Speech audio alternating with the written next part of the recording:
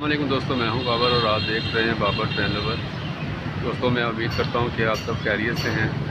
दोस्तों आज मैं एक बार फिर से ये फिरोजपुर रोड फाटक के पास आया हूं, जो कि कुछ अर्सा से बंद किया गया सीवरेज के पाइपों की वजह से।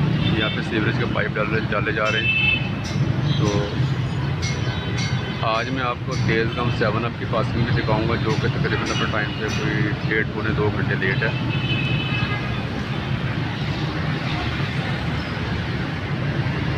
तेज़ गम 7 अप जो है वो अभी कुछ ही लम्हे में हमारे पास से उसका गुज़र होगा, पासिंग होगी।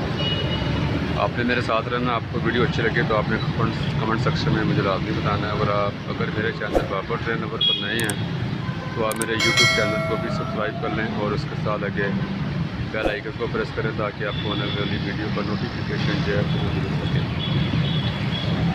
तो ये देखें, इसके साथ इत्तफाक रोड है, वहाँ पे ट्रैफिक का मामूल ज़्यादा है।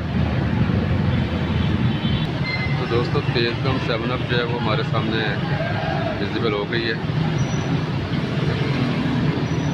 कल यहाँ कोलखपत के एरिए में एक बहुत ही अफसोसनाक वाक़या पेश आया है। एक खातून थी जो कि अपने कानों में हैंड फ्री लगाते हुए जा रही थी, उनके साथ ये वाक़या पेश आया है। उनको गाड़ी की साइड लगी है, उनको नहीं पता चला कि गाड़ी आ रही थी पीछे से और उनको उस गाड़ी की साइड लगी है।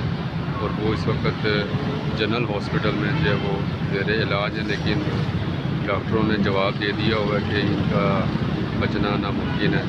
तो हमें चाहिए कि हम जो है वो रेलवे ट्रैक पे ना चलें, ख़ास तौर पर जब हमने अपना मोबाइल पकड़ा होता है और कानों में हैंड फ्री लगाई होती है।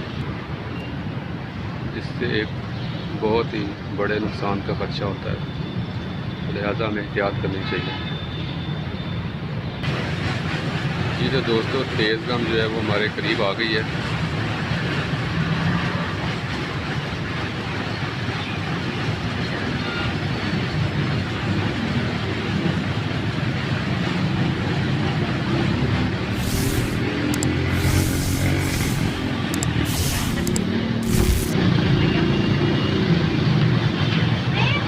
ये देखिए, इनके काम देखें बच्चों के।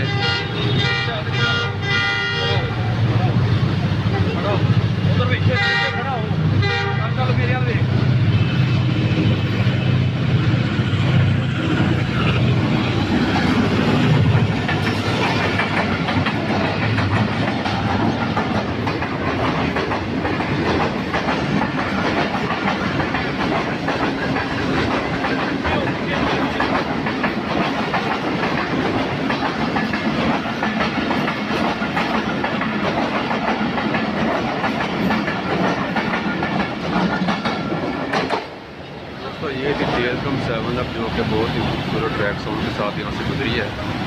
और मैं उम्मीद करता हूँ कि आपको वीडियो ज़रूर पसंद आएगी। आपने मुझे कमेंट सेक्शन में लाजमी बताना है। तो मिलते हैं अपनी अगली इंटरेस्टिंग वीडियो के साथ। बाबर ट्रेन लवर को दें इजाज़त। अल्लाह हाफ़िज़।